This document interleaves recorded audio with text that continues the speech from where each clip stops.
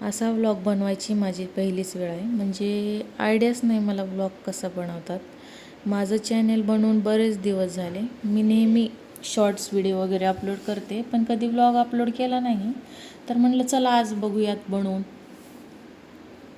तर माझ्या चॅनेलचं नाव आहे पूजा पेटे चव्हाण. तर सपोर्ट आणि सबस्क्राईब नक्की करा.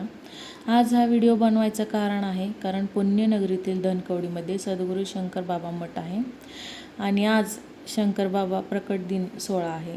तिथे दरवर्षी खूप मोठा जल्लोष असतो. याही वर्षी मोठा सोहळा होणार आहे. तर चला म्हटलं तिथे आपण जातच आहोत तर व्हिडिओ बनवूया. तर चला मग मंडळी निघूया. दरवर्षीप्रमाणे याही वर्षी खूप भयंकर गर्दी आहे कारण इथं येणाऱ्या भाविक भक्तांची संख्या कमी नाही. पुण्यातील शंकर बाबा मठ खूप प्रसिद्ध आहे असं म्हणतात. इथं आल्यानंतर सर्व अडचणी दूर होतात. दुसऱ्यांचं माहीत नाही, पण मी माझं नक्की सांगेन. मागच्या 2 वर्षापूर्वी माझ्या पण आयुष्यात खूप अडचणी दुःख होतं, पण जेव्हा मी इथं आले, स्वामींची सेवा केली, मनाला शांती मिळाली.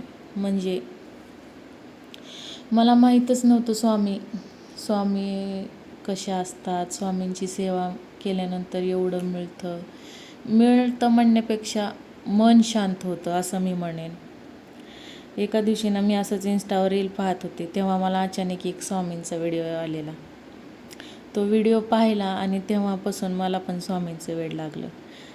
जर गुरुवारी मी स्वामींच्या दर्शनासाठी जवळपास स्वामींचं मंदिर असेल तिथं किंवा मग शंकर बाबाचं मठ, प्रत्येक गुरुवारी मी जात असते. मंदिरात गेल्यानंतर मन एकदम शांत प्रसन्न होतं. आता मी स्वामींमुळे खूप खुश आहे. असं वाटत नाही मी 2 वर्षापूर्वी एवढी दुःखात होते. ते दुःख नाहीसं झालं. असं वाटत नाही माझ्या आयुष्यात दुःख होतं. खरंच म्हणजे ते दुःख ना असं म्हणजे एकदम गायबच झाले.